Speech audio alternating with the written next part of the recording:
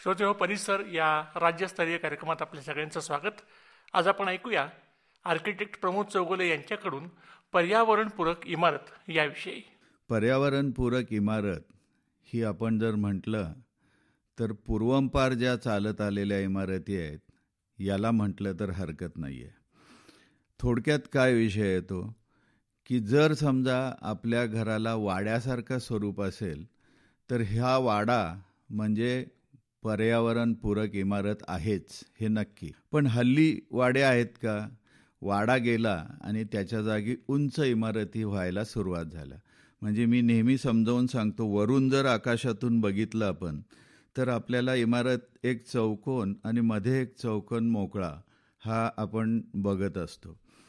हल्ली काय झालंय, तर वरून जर बघितलं आकाशातनं तर आपल्याला दिसायला तसंच दिसतं. याचा अर्थ काय होतो माहिती आहे? जर समजा आपण कोणत्याही परिस्थितीत ही जर गोष्ट तशीच गृहीत धरली तर त्याप्रमाणे आपल्याला समजताना ही वेगळी कशी आहे हे समजून येईल. याचा अर्थ काय होतो की पर्यावरणपूरक इमारत ही वरून बघितल्यानंतर तशीच दिसते. याचा अर्थ मध्ये चौकोन आणि बाहेरचा एक चौकोन. पण तो असतो काय, तर खाली एक पोडियम असतं आणि त्याच्यावरती असतं तो टॉवर असतो.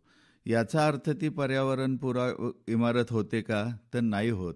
मग कशाला पर्यावरणपूरक इमारत म्हणायचं, हरित इमारत म्हणायचं, ग्रीन बिल्डिंग म्हणायची? तर त्याला काही ठराविक गोष्टी आपण टप्पे दिलेले आहेत, काही ठराविक त्याला परिमाणं लावलेली आहेत. सगळ्यात महत्त्वाचं त्याच्यातला पाण्याचा वापर आहे.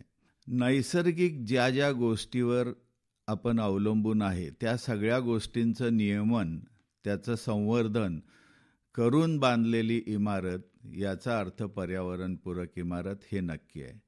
तर नैसर्गिकरित्या ऊन, वारा, पाऊस या सगळ्या गोष्टींचं संवर्धन होणं म्हणजे पर्यावरणपूरक इमारत होती, हरित इमारत होती. म्हणजे कशी, तर वाड्याला मी जे म्हणत होतो, मध्ये ओपन चौक होता आणि सोपा जो होता त्या सोप्यामध्ये जर आपण बघितलं तर त्या सोप्यात आपल्याला पूर्णतः उजेड येत होता. तिथून आज माजघर, बैठक खोली या सगळ्या खोल्यांना लाईट मिळत होता. आणि त्याच्या मागे परसबाग होती आपली. तर परसबागेत आपण वनस्पती लावायचो, भाज्या लावायचो, छोट्या छोट्या ज्या गोष्टी आहेत, कढीपत्त्यापासून ते आपल्याला लिंबूपर्यंत सगळ्या गोष्टी तिथं आपण वापरत होतो. या सगळ्या गोष्टी आता थांबलेल्या आहेत. या गोष्टी वापरून जर आपण इमारत बांधली, म्हणजे बांधताना सुद्धा मला जे काही लोकल गोष्टी मिळतात, म्हणजे समजा पांढरी माती मिळत असेल तर यात बांधली इमारत मी, तर ती पर्यावरणपूरक म्हणेन. जर समजा लाल माती असेल तर लाल मातीत बांधली तर त्याला पर्यावरणपूरक इमारत म्हणेन. दगडं असतील तिथली, त्या दगडांमध्ये आणि मातीत बांधली तर पर्यावरणपूरक म्हणेन. जमिनीत जर समजा आपल्याला चुना मिळत असेल, त्या चुन्यात जर बांधली तर पर्यावरणपूरक आपण इमारत म्हणतो. ह्या सगळ्या गोष्टींचा आपल्याला विचार करावा लागतो.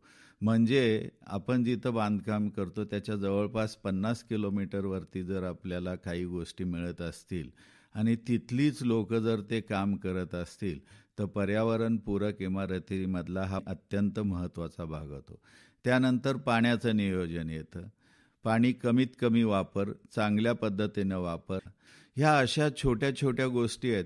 पण जेणेकरून जर सगळ्या ह्या गोष्टी एकत्रित केल्या तर आपल्याला पर्यावरणपूरक इमारत ही बांधायला मिळते आणि अशी पर्यावरणपूरक इमारत आपल्याला जास्तीत जास्त चांगली आपली प्रकृती ठेवायला साथ देते. श्रोतेहोच्या परिसर या कार्यक्रमात पर्यावरणपूरक इमारत याविषयी आर्किटेक्ट प्रमोद चौगुले यांनी सांगितलेली माहिती आपण ऐकलीत. निर्मिती सहाय्य ऐश्वर्या पटवर्धन, सादर करते श्रीनिवास जरंडीकर. ही आकाशवाणी सांगली केंद्राची निर्मिती होती.